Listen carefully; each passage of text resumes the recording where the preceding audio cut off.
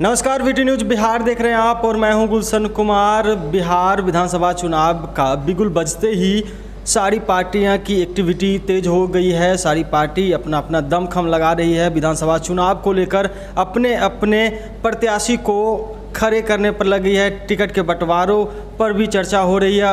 अभी हमारे साथ राष्ट्रवादी कांग्रेस पार्टी के राष्ट्रीय सचिव राजीव झा हैं और बिहार विधानसभा चुनाव के राष्ट्रवादी कांग्रेस पार्टी के सहप्रभारी भी हैं। हम इनसे जानेंगे कि राष्ट्रवादी कांग्रेस पार्टी किस विजन के साथ बिहार में काम करेगी।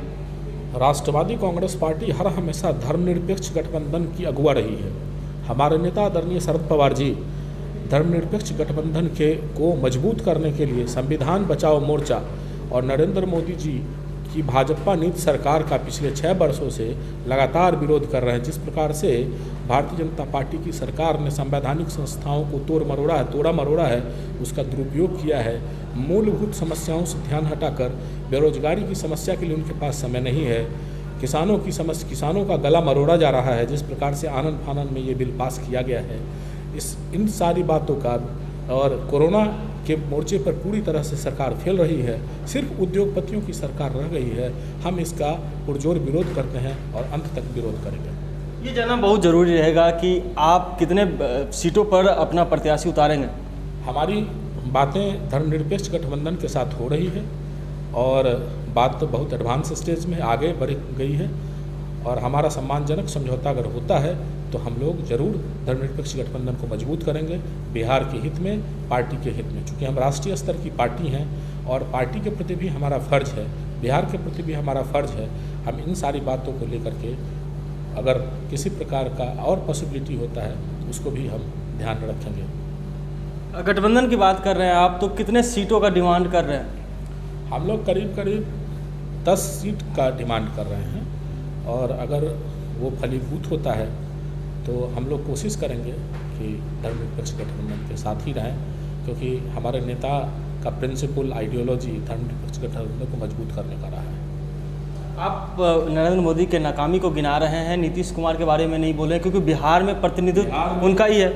बिहार में पिछले 15 वर्ष पूर्व बिहार की स्थिति को बदलने के नाम पर नीतीश कुमार जी को जनता ने अपना मैंडेट दिया था। परंतु जिस प्रकार 15 वर्षों में नीतीश जी की सरकार ने ठेकेदारी प्रथा को बढ़ावा दिया, शिक्षा व्यवस्था खत्म हो गया, किसानों की स्थिति खत्म हो गई, स्कूल कॉलेज खत्म हो गए, बेरोजगारी की अनगिनत समस्याएं बढ़ गई, कोरोना के मोर्चे पर पूरी तरह सरकार विफल रही है। किसी सरकारी कर्मचारी को और संविदा वाले कर्मचारियों को समय पर वेतन नहीं मिलता है। इन सारी बातों को हम चुनाव में लेके जाएंगे और इसका मुंहतोड़ जवाब देंगे। बिहार की जनता से आग्रह करेंगे कि इस छल फरेबी सरकार को सबक सिखाए आने वाले विधानसभा चुनाव में। लेकिन लगातार काम वो गिनाए जा रहे हैं, लगातार शिलान्यास हुआ है, आचार संहिता से पहले लगातार सौगात मिला है बिहार को, फिर आप नाकामी को गिना रहे हैं। हर चुनाव से पहले मोदी जी बहुत बड़ी सौगात देते हैं देश में, हर प्रदेश में देते हैं। और सौगात इस तरह का है कि पुल का उद्घाटन हो रहा है और पुल गिर जा रहा है। कितना बढ़िया सौगात है। आप अपनी अंतरात्मा से पूछ सकते हैं कि कितनी बढ़िया सरकार है। यह छल फरेब की सरकार है जिसको जनता की आंख में धूल झोंकने के अलावा किसी तरह का कोई और काम नहीं बचा है। तो इस बार के चुनाव में जनता जवाब देगी। बिहार की जनता इस बार के जनता जनार्दन है। जनता बहुत ही बुद्धिजीवी है।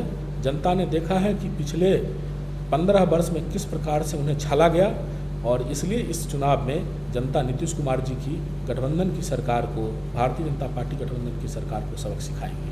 नहीं तो ये जानना भी जरूरी रहेगा कि आप किनके साथ जाना चाहेंगे। हम तो धर्मनिरपेक्ष गठबंधन के अगुवा हमारे नेता रहे हैं शरद पवार जी। हमारे नेता शरद पवार जी संविधान बचाओ मोर्चा के अगुवा हैं। वो कभी भी किसी संप्रदाय वाली राजनीति और धार्मिक राजनीति, जातिवादी राजनीति से वो अलग हैं। वो कभी भी धर्मनिरपेक्ष गठबंधन के साथ ही हमारी पॉलिसी है, हमारा प्रिंसिपल है, हमारे नेता का प्रिंसिपल है। एक तरफ एनडीए गठबंधन है, दूसरी तरफ यूपीए है और भी पार्टियां हैं, छोटी बड़ी पार्टी जो धर्मनिरपेक्ष से हटकर धर्मनिरपेक्ष की बात करती है। तो आप थर्ड फ्रंट में जाना चाहेंगे या फिर यूपीए गठबंधन में? इस विषय में अभी हम कुछ आपको ठोस नहीं बता सकते। संभावनाओं का समय है, ढेर सारी संभावनाएं हैं, लेकिन हमारा प्रमुख उद्देश्य धर्मनिरपेक्ष गठबंधन को मजबूत करना है।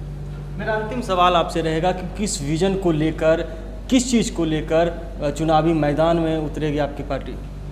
बेरोजगारों की समस्या, भीषण बेरोजगारी, चिकित्सा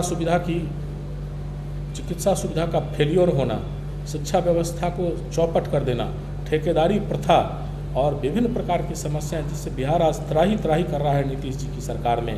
और नीतीश जी ने जो छलबल के साथ भारतीय जनता पार्टी के साथ सरकार बनाई थी, इसके खिलाफ नीतीश जी को आने वाले विधानसभा चुनाव में जनता सबक सिखाएगी। हमसे बात करने के लिए बहुत बहुत धन्यवाद। धन्यवाद।